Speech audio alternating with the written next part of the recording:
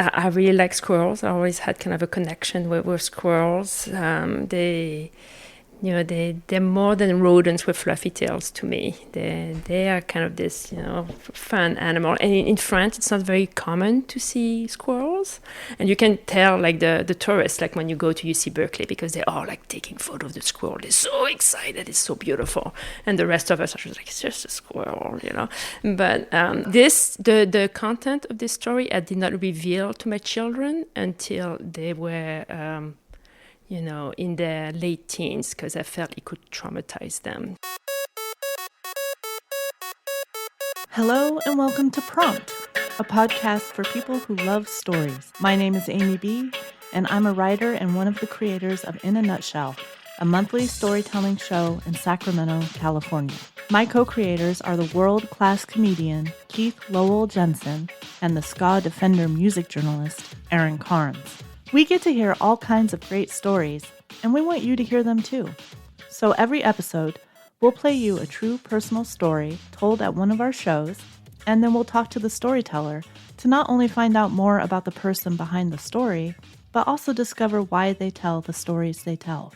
The story we're sharing with you today was performed by Lucie Moses at our February Nutshell show, where the prompt was Strange Bedfellows. Her story was about fostering two wild squirrels named Luke and Busta. We just heard her at the top of this episode hinting at how caring for Luke and Busta took several unexpected turns, including details Lucie kept from her children until she felt they were in a place that they could handle it. Lucie's story was delightfully funny and candid, just like she is in real life. Before we give it a listen, we think it's not too much of a spoiler to let you know that the story includes many references to squirrel penis. This sexual organ, the penis, was somehow involved in every story told, almost like an unintentional bonus theme. Here's the Nutshell crew discussing why that might have happened, and then we'll play Lucie's story. Oh, hey, you guys. I really liked Lucie's story in February. Did you guys like it as much as I did? She's so charming and wonderful. Totally. She's incredible. Yeah. Oh, hey, you guys, I got some fan mail. Really? Yeah, and it kind of... You personally? Well, like we did. Oh, we got did. it. Yeah, In a Nutshell, our That's live nice. show. And, it's weird because it kind of has something to do with when Lucie told her story. Do you guys want to hear it? Oh, yes, yeah. Cool, because I have it right here. See, so for some reason they sent it to us in the mail. It's physical on paper, Yeah. old school. Pretty cool. All right, it says... Dear Nutshell Keith, Nutshell Amy, and Nutshell Aaron, I just love going to the Nutshell shows every month, and I'm always excited to see what storytellers you bring to our city. But I gotta tell you, sometimes I can't sleep at night because I'm plagued by a question, and I hope you all can answer it and help me get the shut-eye I need. I am an air traffic controller, after all. Ooh. Anyway, here's what I'm wondering. Can you share any pre-show rituals you might have for In a Nutshell storytelling? Thanks, y'all, and keep being swell. Signed, Sleepless in Sacramento. Ooh, so this is like for Whoa. the safety of our skies. Well, I know. This is very A important. lot of pressure. Yeah. And that's good because we did actually kind of come up with a little ritual I think I came up with on it. that evening. I think Amy came up with it. Okay, so what we did is we kind of met up in the hallway backstage, and then we huddled together, and then we all started chanting simultaneously at the same time, penis, penis, penis, penis. And we just kept going to like that. And then what happened, Keith? That's so funny. But it reminded me of whenever you watch documentaries on people like Madonna or whatever, they have their little pre-show huddle, and it's always so stupid. Yeah. They're like Go Team, or they pray. They kiss their them. necklace. Right. So I thought chanting penis was brilliant. Way It was better. very good. But yeah, weirdest thing is that night, every single story in one way or another came back to penis. Had penis. Yeah. It was the most penis heavy installment of In a Nutshell so And far. totally unintentional. Right. Or was it? No, even my story about Ukraine, which is like heartfelt story, and I didn't realize when I started it, all of a sudden I'm talking about Leopold von Massek's statue, and it's penis. It's like we manifested it. Yeah, we just made penis happen. Be the penis you wish to see in the world. So, producer Aaron, Yes. is there anything you want to add? I'm thinking more penis. All right, well, let's just listen to the story. What are we going to chant next time? butthole, butthole, butthole.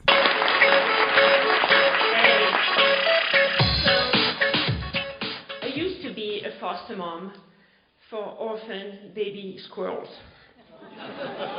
It was a program for the Yggdrasil Wildlife Rescue Center. And I know you're probably thinking, squirrels? Do they really need rescuing? There's a lot of them. You probably think I'm really into animals, but not really. I had my kids who were 4 and 7, and they really wanted a pet. And my husband is allergic to cats. A dog felt like too much responsibility, and I felt like none of us had the emotional attention span to last the entire lifetime of a gerbil or a hamster. So I got them an ant farm. And I think they were hoping for something a little more interactive, maybe something cuddly, like a mammal. So when I heard about this program at the Wildlife Rescue Center, I thought, this is perfect. I mean, squirrels are really adorable, they're cute, and you only keep them for 3 or 4 months, and then they're released in the wild. And it doesn't matter, kids, how much you're going to beg. It is the law. You cannot keep a squirrel as a pet in the state of California, like the wildlife police might come to our house. So this is the perfect pet. So I signed up, I did the training, and I waited for the call. So for us, it happened one day. There was a big storm, and a squirrel nest fell from a tree. The squirrel mom ran away. Baby squirrel ended up in the puddle. Happy day. The little bundle of joy was placed with us. We named him Luke, like Luke Skywalker. Our kids were really into Star Wars, plus it seemed like a good name for a squirrel. And I don't know if you've ever seen a 3-week-old squirrel. It does not have a bushy tail. In fact, it doesn't really have any hair at all. Its eyes are fused shut until they're about 6 weeks old. It looked like something between a fetus and a rat. It was love at first sight. It just fit in your hand, and all it needed is to be fed and kept warm and feel love. So we fed him puppy formula with like a little syringe with a little rubber nipple at the end, and then most of the time I kept it in my hand, in my pocket. At night he had like a little heating pad, but the rest of the time it was my pocket. And it didn't even get my pocket dirty, because if in the wild, a baby squirrel pee and pooped everywhere, it would get the nest really smelly, and it would attract predators. So the way nature worked it out is mama squirrel feeds them, and then she licks them clean, and that the grooming stimulates them to evacuate. So I did not have to lick them. I used a little tissue, a little wet tissue. But anyway, there was just a lot of maintenance. Like they had to be fed every 3 hours, and you have to like go just the right speed so it doesn't come out the nose.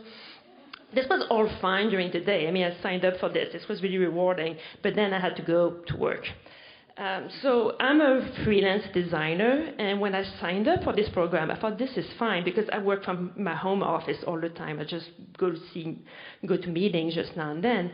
But by the time Luke arrived into our house, I actually got I was doing a maternity leave replacement at Electronic Arts. It was a really cool gig. I was doing the companion website for the video game Spore. And it was really important for me. I really wanted to look professional, and bringing a rodent into the office was not the look I was going for. So I tried to stay real discreet about it. I just kind of kept it in my pocket and just kind of in the bathroom, tried to feed it, but that didn't last long. I was in a meeting one day, and the meeting just kept going on and on past feeding time, and my pocket just started squealing. And this was the early 2000s. Everybody had funny ringtones. So people were like, is that your phone? I was like, no, actually, it's my squirrel. But actually, I shouldn't have worried. People were really cool about it. I mean, I don't know if you know the video game Spore. Basically, you design this creature, and then you nurture it into civilization. So it was weirdly appropriate. And people got used to it around the office, and I just felt really good at double tasking. I'd be like discussing design direction while nursing my infant. But I remember this one time where I might have gone a little too far. I was having this heated conversation with the art director about my design for the badges, for the leaderboard page, and I was stroking my rodent. And he was just like, Lucie, what are you doing? I was like, oh, it's nothing. It just needs a little manual stimulation, after meals. Yeah. So it didn't really convey high-end design consultant. But if you think that's bad, then Luke got diarrhea. The smell. My co-workers around me would look up from their desk, sniff the air, and look at me suspiciously. It was mortifying. I thought I was going to die. In fact, I thought Luke was going to die, because diarrhea is quite serious for an animal that young, but thankfully that episode was mercifully short. He ate for antibiotics, and enough of that. He grew up, and then the following week, we got another squirrel. This was always part of the plan. The Wildlife Rescue Center always tried to have at least 2 squirrels per volunteer, so the little critters grow up knowing they're squirrels, if you see what I mean. And indeed, those 2 immediately took a liking to each other, and we called the other guy Buster Nut. He was about a week younger than Luke, but he was already bigger, just kind of big boned. He was like a big booty Buster. And they would just curl up, and it was just so cute to watch. And except they would like curl up and kind of get all cozy, and then Luke would just kind of yelp and jerk back. And I was like, that's strange.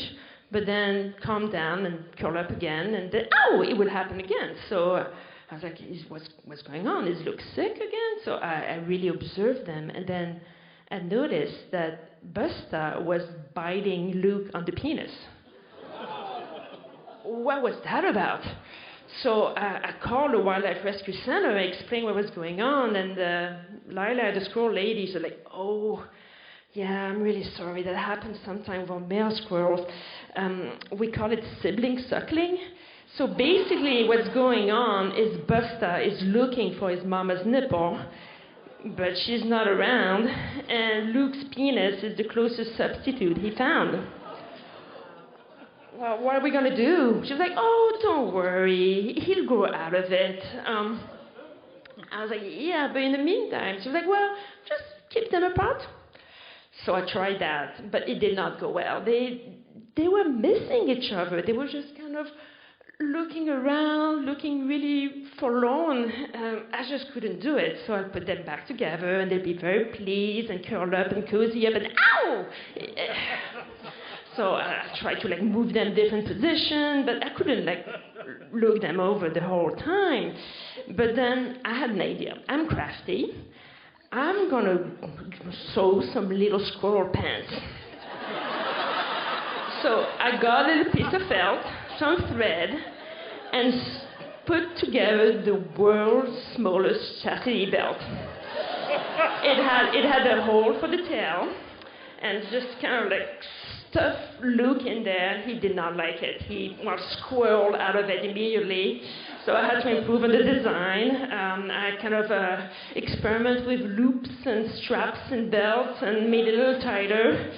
I never really found the perfect design, but at least it stayed on long enough to kind of deter Buster a little bit. Sometimes they would even fall asleep. Anyway, she was right. They did grow out of it after a while. They were just, their eyes were now open, and they would start scramble around and practice climbing, and they seemed to have left that sibling circling behind. By now, they had graduated to a cage. I did not carry them in my pocket anymore. I didn't even need to take them to work. They were living in that cage where we had put a bunch of branches. And in the branches, we chucked some leaves and some fruits that they would practice hunting for their food. They were really clumsy, just really adorable to watch them try to hold a nut. It was really fun. And in the corner of the cage, we put this little hammock, where this is where they slept and where they kind of chilled. And then one day I noticed like the hammock was kind of swinging, so I took a peek. And guys, it was still happening. They were kind of in this like 69 position.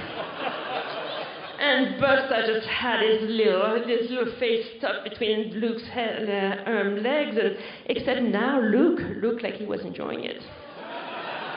I mean, I guess Buster learned to not use his teeth anymore, and I was consensual.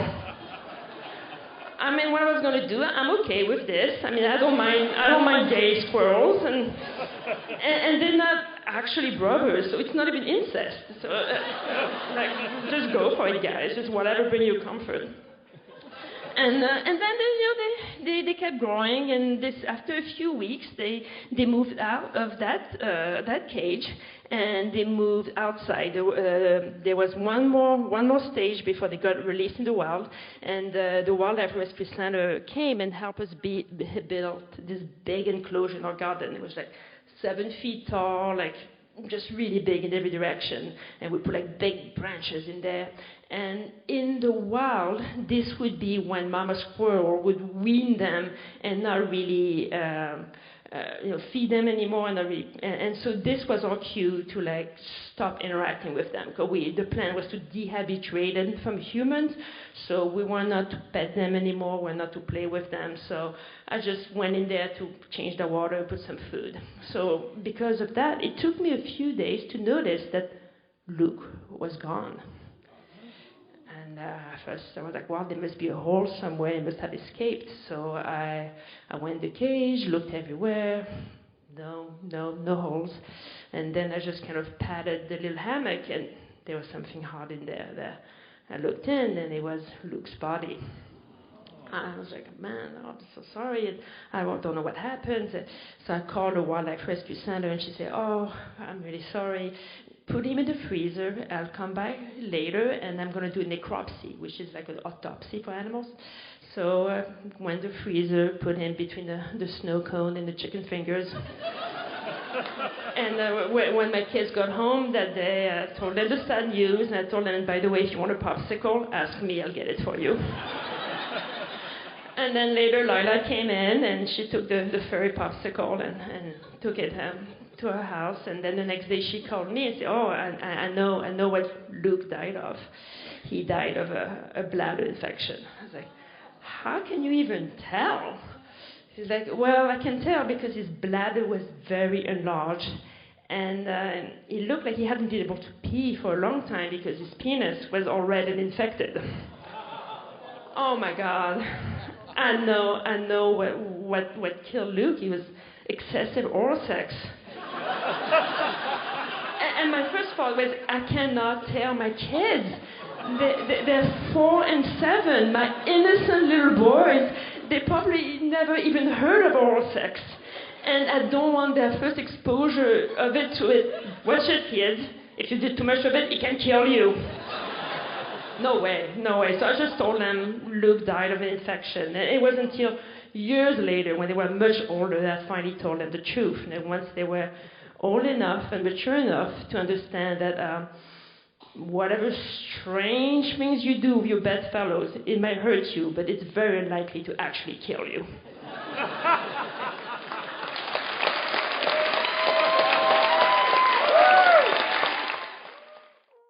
Okay, so I do have a first question for you. That I want to say this relationship you have with squirrels. Like, one of the things we were wondering when we were listening to your story is, does Lucie have a relationship? Does she like squirrels? And I do like squirrels, yeah. And I think even past that, since then, even more so. It's just very cute and jumping through the trees and all that. I mean, it sounds like a really cool trick. I think you were saying before we were recording, you didn't grow up with squirrels around. Oh yeah. So I'm from France, as you may have hear in my accent. And the squirrels, do exist in France, but they're not very common. You don't see them all over like we do here in the Bay Area. And so I know I live within the walking distance of UC Berkeley campus. So we often walk around there, and we all can always spot the tourists because they're like taking photos of the squirrels. The rest of us are so like, like what's that about? We're so jaded, but they really are pretty amazing animals. Growing up in France, was your first experience with squirrels seeing them like on TV or in cartoons? Or did you see them around? We did have some around. I also had an aunt that had a squirrel as a pet, which was very weird, that she had rescued. Like she was on a road trip in Morocco, and some kids were like holding this what looked like a dead little thing on top of a bit of a string. And it turns out it was a squirrel that they were trying to sell. Oh my gosh. They bought the squirrel, and then the squirrel loved them and became like a very close pet Wow, of theirs. was that the impetus that was there? It was like embedded in your mind. Yeah, and I was very young when my aunt had that squirrel, but it was always this kind of folklore, this like story of my aunt's pet squirrel, which also had a very tragic end, but that's a different story. Do you have nieces and nephews? I have, yes, I have. So you are now the crazy squirrel aunt. That is true. And they're going to remember. Remember Aunt Lucie? You get whispered about, right? Crazy Aunt Lucie. Well, probably, yeah. We were wondering what happened to Busta. I feel like everybody's going to really want to know, like right off the bat. Did Busta make it out into the wild? Did Busta bust out into the wild? Okay, so at the end of the rescue thing, we released them. And if you happen to live in an area where there's a lot of wild squirrels, which we are, it's okay to just release them right there from your garden. Did they ever come back and say hello? hello? And so we opened the cage, and then something I had left out in the story, we actually got 2 more squirrels placed with us, which didn't make it the story. Where I can touch about them briefly after this. They were cut because they were not really our squirrels. Like the other volunteer that had taken care of those 2 squirrels was really into rescuing raccoons, if you can believe that. It's also they're cute. a volunteer and I got a bad rep with her neighbors because of that, as you can imagine, and so the last step of having to build a big enclosure in her garden was like, she was like, my neighbors are going to kill me, I can't do that. So for the outdoor enclosure, we took her squirrels into our thing. So anyway, when we opened the cage at the end, those 2 squirrels were just out and we never saw them again. But Busta lingered.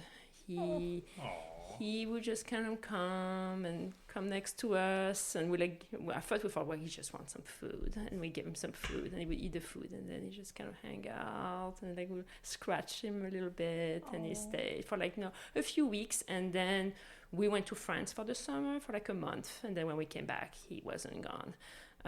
But maybe a month later, there was a giant blackout all through the neighborhood. And it turned out, it said there was a squirrel that had bitten, that had chewed through some cable. And you're like, that's our big guy. And my husband was just like, Busta! But we have no idea.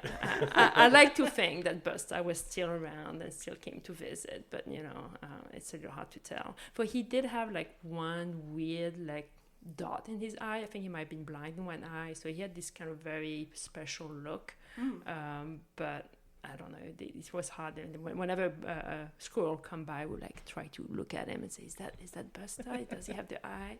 It's a little hard to tell. But and how long was the training process? All in all, I think they arrived in February and they were released in May. And was that it after the 2? 3 months? Yeah, that's it. So it was pretty, they grow fast, yeah. They grow so but you decided not to continue with the program after that?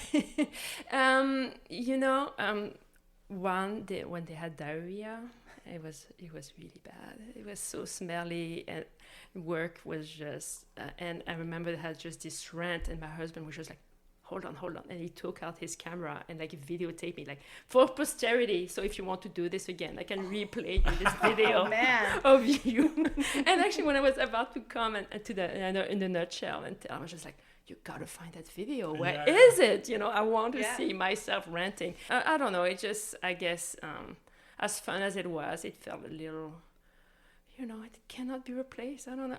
Actually, during the pandemic, I redid the training because the training is only good for 2 years, and then you have to redo it if you want to do it again. So I redid it during the pandemic, thinking this is perfect. But then I think a lot of people got really into it. They had a lot of volunteers sign up, and it just wasn't enough orphan baby squirrels that, you know, not enough storm that winter, and then I didn't get one. You're like going out in the middle of the night, shaking trees, just like, come on. Can you describe the T-shirt you're wearing for our listeners? Okay, so this is the Yggdrasil Urban Wildlife Rescue Center, which is the wildlife rescue center that my little squirrels come from. And that's a picture of a squirrel on yeah, it. the picture of a squirrel and the hummingbird, which is kind of funny because they don't actually have hummingbird placed with them. It's almost only mammals. And I'm still in touch with the lady who really, it's her. Like the rescue center is really her house, and she gets grants or, you know, volunteer give her money, and then she has kind of this little network of volunteers that like take care of her baby squirrels, her baby raccoons, baby possums, fawns, cubs. I mean, she gets everything under the sun. It was interesting because you kind of set the story up almost like it seemed like you didn't like the responsibility side of pets. And then you ended up in this situation that sure seemed like a lot of responsibility. Intense. Yeah, way more even than a pet. At least the pet, it's like kind of stretched out. But maybe that was part of what you didn't like. Well, you know, I think what I liked is the intensity of it. I was just like, I can do this for 3 months. I can do anything for 3 months. Like, I knew they were going to be gone in 3 months. So if I had known that I was going to be working from an office, I may have not signed up. But then I thought, and I think it was right, because my kids were really into it for about a month, and then they were kind of like, all right. Well, then does that mean then that you've remained a no pet household? We have remained a no pet household. Still to this very day? To this very day, okay. yeah. I mean, my husband is still allergic to cats, which I think would be my choice if. Yes, one of us. I love cats. And dogs are other people's dogs are all right. I just don't want one of my own. It's just a lot of responsibility. Yeah. I'm trying to draw sides here because they have a dog at home and I've got 2 cats at home. So, But I'm a cat person. You say that. I grew up with cats. And then you turned your back on them. Yeah, I grew up with cats too. Cats are good. I was also kind of wondering, because the whole, like, you didn't really want pets, the responsibility, the kind of in and out nature of it, and then it ended up being really difficult. And there was a lot of, like, maintenance, and there was a lot of, like, bodily type stuff happening, you know, that wasn't the opposite. That was the opposite of cute and cuddly. Yes. And I was kind of wondering if that was a parent trick.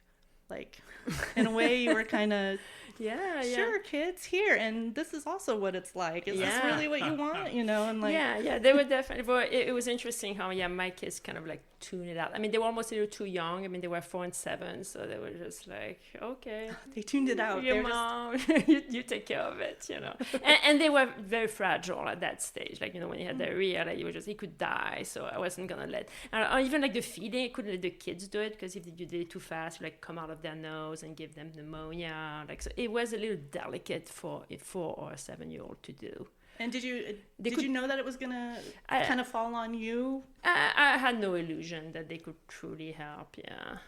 But I mean, they cuddled it, so that was fun. Though it turns out that we wanted to it was like a nice day, just cuddled outside, and the squirrel lady told us be very careful that hawks can come down and swoop them. So never leave them alone even for a minute, because they're gonna be on the lookout for them. So that would have been an interesting end. You're like picking out different endings. Who are you? It has a 4-year-old and a 7-year-old and a job, and it's like, I need something more. Well, I'm one that had a 4 and a 7-year-old would say, let's get a dog, let's get a cat. I was like, no. But maybe for 3 months I can sign up for it. And then, it was a parent trick. Yeah. Parent trick. Were you already telling stories when the Luke and Busta story happened? Okay, so the way that happened is, my oldest son at the time was 15, 16, and he had a whole posse of friends from Berkeley High. They would go to the Freight and Salvage once a month to listen to the Moth Story Slam. That was kind of a thing they did, a whole group of them, and they really enjoyed it because they were kind of, I don't know if you've ever been to Freight and Salvage. The average age is probably more like 65. So they were like kind of the youth of the Freight and Salvage.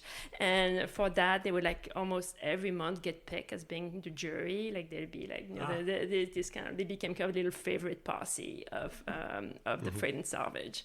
And then me and some of the other parents like, well, we kind of want to come too, and so we'll go and we'd sit like one row behind them and just kind of like, oh, and they cute judging and having their little, when your kids are in high school and they don't want you too close, but you kind of still want to be close, and so we start going to the Moth every month, and I would hear these stories every time, and I'd be like, I wonder if I could tell a story, maybe. And then one time in January, he said, oh, next month the theme is Love Hurts. I was like, oh my God, do I have a story for Love Hurts?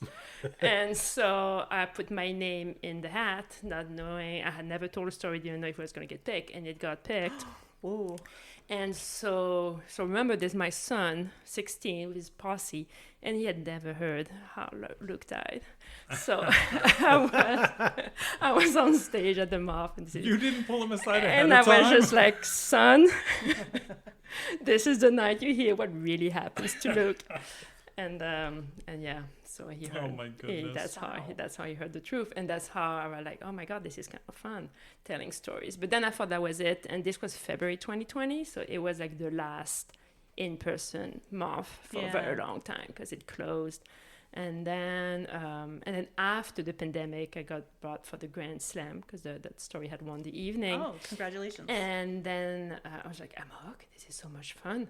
And so after that is when I started putting my name in the hat all the time and saying, oh, in this story and that story could be fun, and this one. And so I've been telling love stories since the Grand Slam, I guess. Oh, that's cool. So like the last few years, then you're just going all in. Going all in. Okay. The story, as you said before, you told it to the Moth. Yes. It won. You did this story in a nutshell, and I remember talking to you saying, oh, we have a little, you have like 15, 20 minutes. Yeah. And you said you were going to play with it and kind of extend it. And can you talk a little bit about the process of choosing what to add to the story that you didn't tell at the Moth? Yeah, so I know when I had decided to tell a story at the Moth, first thing I did is take my video, audio note, and just tell the story to myself. And it was just like half an hour long. I was like, oh my God, I'm going to have to. Wow. Like the Moth, it's only you only get 5-6 minutes. I'm like, I'm going to need to cut. So I wanted to talk about what happened at the office and all that, just trying to look as a professional design consultant and all the mess that was happening. But I didn't have time for that when I was at the Moth. I took that out. I know I wanted, in the nutshell, I wanted to talk about these other 2 squirrels that got placed with us. And this woman who placed them with us, she was very, very delicate. She was so in love with those squirrels. And she was like, the food they really love the most is rosebud from my rose bush. So I cut them some for them every morning and I bring them. And I was just like, oh, lady. They're not going to be fed rosebuds in the house. and then she had brought this fleece jacket that used to be hers but now had become their favorite, and could I just put it somewhere so the smell will remind them of her? And I was like, fine. So I put her thing in there, and the first thing Luke and Buster did is go in that jacket and do something unmentionable, but I could see the jacket moving, and I swear there was horror in the eyes of those other 2 squirrels. Like, not off this jacket! What are they doing? They were horrified. You might have to come back and retell the story because I like that. Bud and Florence were their name, and as soon as that door was open, they were out of there. They wanted nothing to do with us. Or with Buster. They're going home. Yeah, and terrible thing happening in their fleece jacket. They were they did not look back. Are you a storyteller off stage? I think so. I definitely like having family story, and I grew up with like my mom always has this amazing stories. Sometimes amazing to the point where like this can't have really happened. Like it must have embellished. But you know, I definitely grew up with my mom telling all this like she's from a big, large Catholic family. There's a lot of cousins and aunts and thing, and they all have like crazy things happening to them. And so I like that. And so retelling some of my mom's stories and then my own and all that. Did you ever ask your mom about the truth? If she was stretching it in her stories, did she have a response? Oh, she claimed it's all true. Okay. It's all true, yeah. And now she's got a little kind of like light dementia, and it makes her story even better. Right. All pretense of truth has just gone out the window, but you know she still remember enough of it to like just kind of. But like it's. Yeah. My dad was always very adamant that shut up about truth. Yes, not... truth is overrated. It makes a good story. We're telling stories. Why are you talking about truth? Which actually, I really like that you guys like your tagline is mostly true story. Yeah. Because you know, like it's mostly true, but we made like slightly, you know, like no, you know, like a movie after, you know, Bob Dylan's life. Well, we know we fuzz things a little bit so it would, you know, work or whatever, you know. Yeah. I love when I tell a story that has other people from my life in it. Mm-hmm. And then they come up to me and they're like, that's not what happened. And I'm like, well, then I'll give you 5 minutes. Like, go tell your version. You'll see, it won't fit in 5 minutes. None of that, not one of them has taken me up on that. So my version stands. You win. Yeah. But you mentioned a little bit about when you were going to do Nutshell that you used, you just talked into a recorder, right? Yes. And then you talked for a half hour. Yeah. So is that part of your process? What is? Yeah, Can you tell us a little bit about your process? I definitely. You know, first I think about it, and I've heard somebody told me you should really know, well, the rough outline of what you're gonna say, and then know how you start, like your first sentence and the last sentence, Right. and then everything in between just kind of fall into place. Oh, but like with no signposts or anything?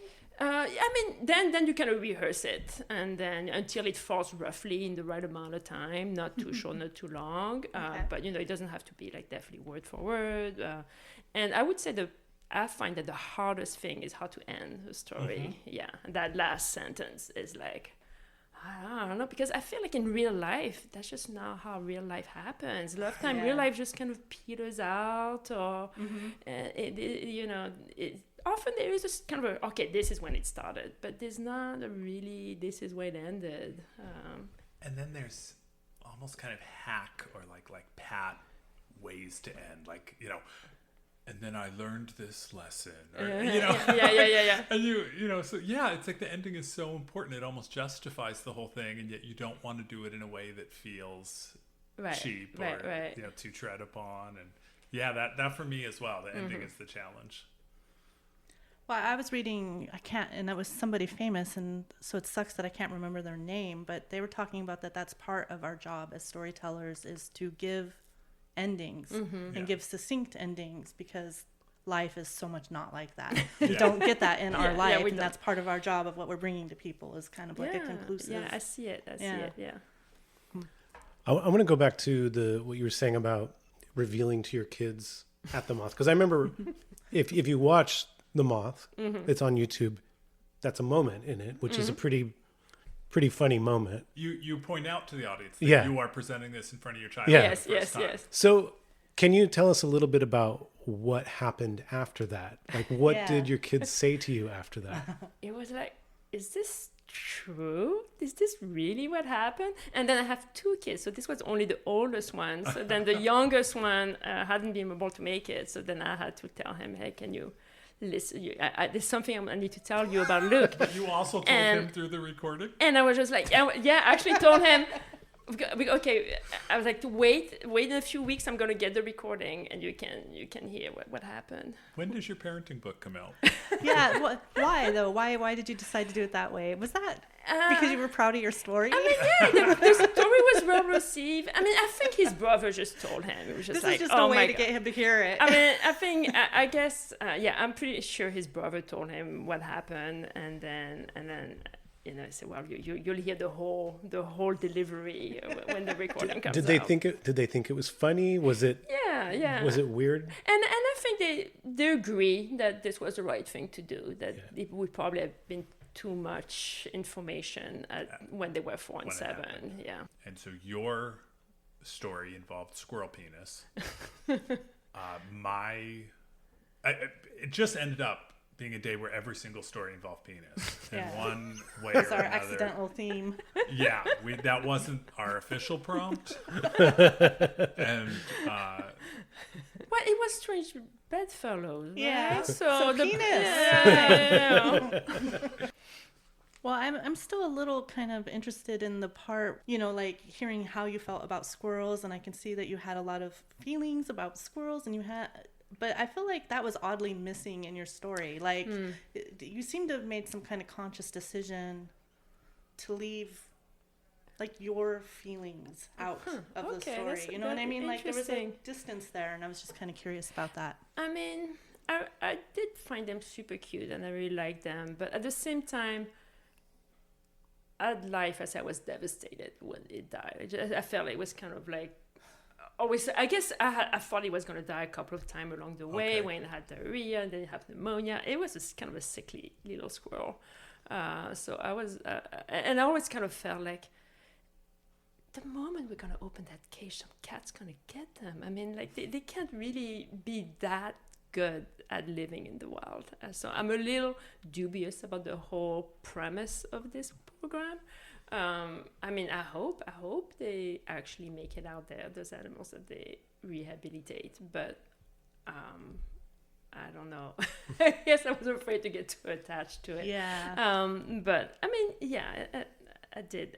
It was really fun too. In the story, you talked about the final period. I think you called it dehabitate, or I'm not. Yeah.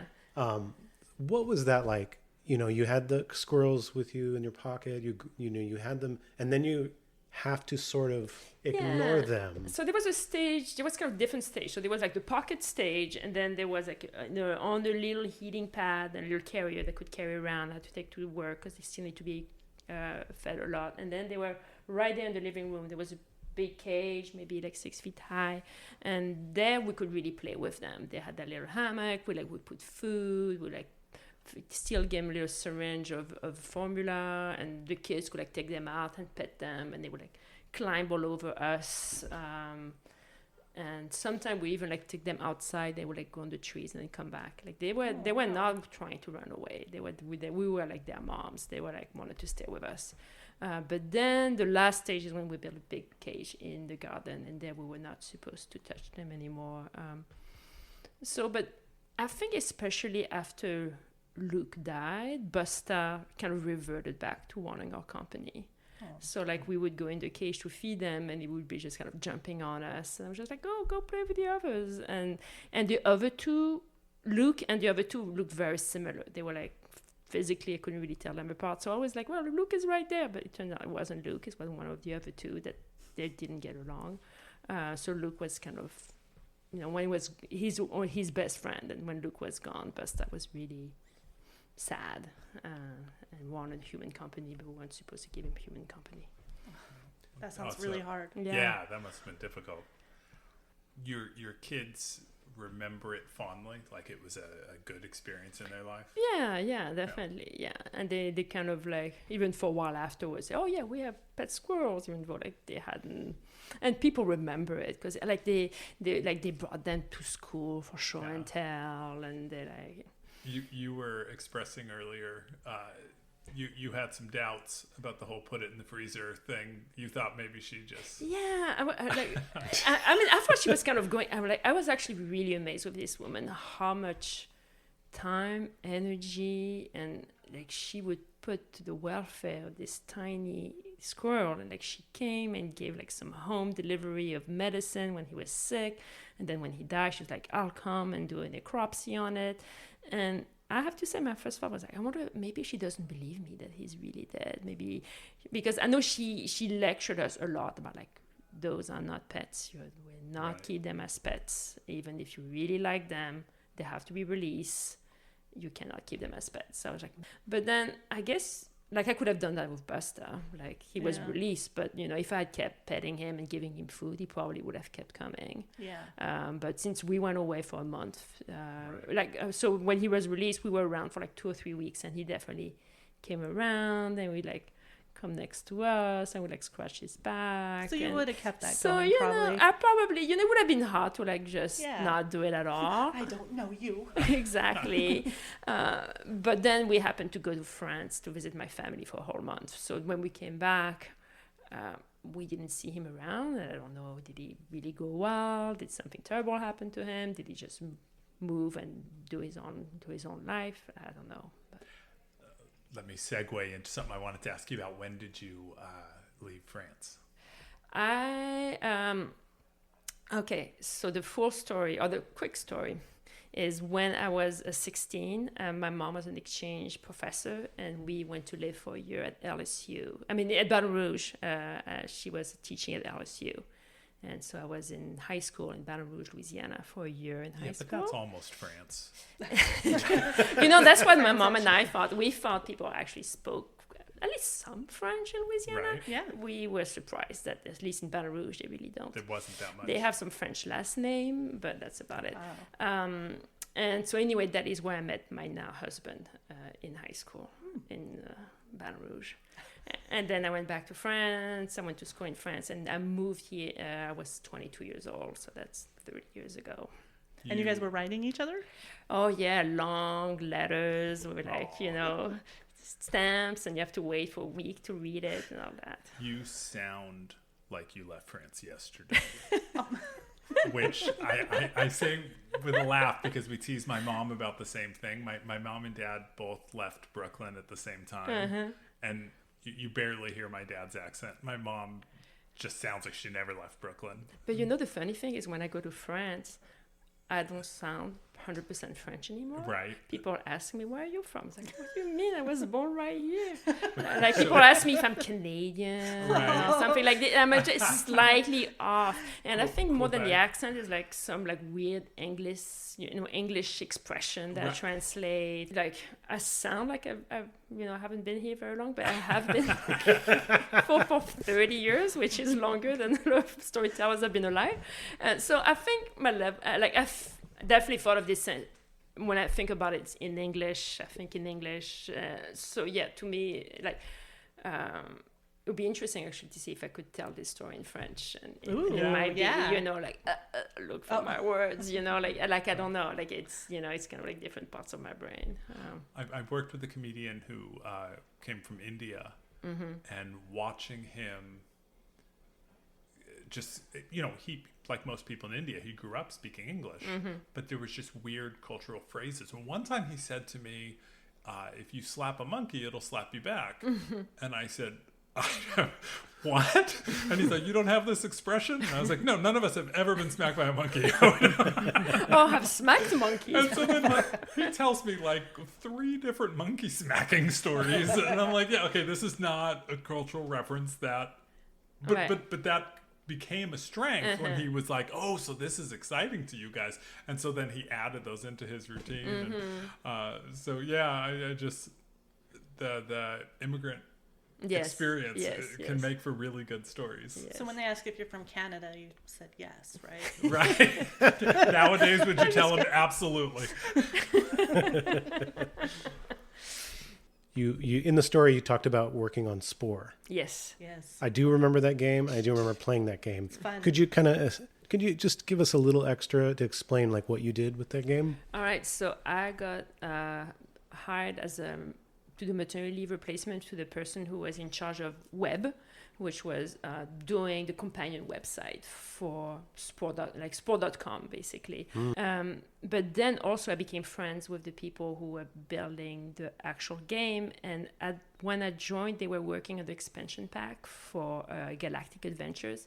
And I got to work a bit on that. Especially I did the series of icons for power melt and locust swarm attack and all the so there was a whole series of 20 icons. And actually I have a fun anecdote on that. Is the week after I told the story at the Nutshell, I got this email out of the blue by this young man about the age of my son, or a little bit older, who say he grew up playing Spore.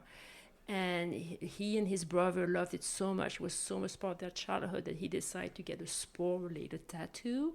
And he did some online research and found like an old portfolio of mine with all the icons. He was just like, "Would you mind if I use this icon for my tattoo?" I was like, "I'd be honored. Like, you'll have to send me a photo of your tattoo." So how he cool. hasn't followed up, but I'm really curious to see his tattoo with my icons. And what do you think your next story is going to be? Do you want to know some of our upcoming themes? Yeah.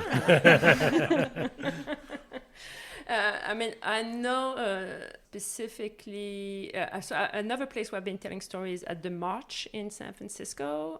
They have, they have a storytelling event. And Brill or it's Fred called Brill? Conundrum. Yes, Fred Brill and the Conundrum Chronicles. Next month is having Conundrum Chronicle Summit, where all the winners from past year are telling stories. So I'm going to go and tell a story there. Awesome. And what is the story going to be? It's going to be, so the march is on Valencia, and so I'm going to be telling a story of when I used to live on Valencia in San Francisco, and something very weird that happened on the night that I had my wisdom teeth removed. Oh, that's a good I'm hooked right there. I want to be there.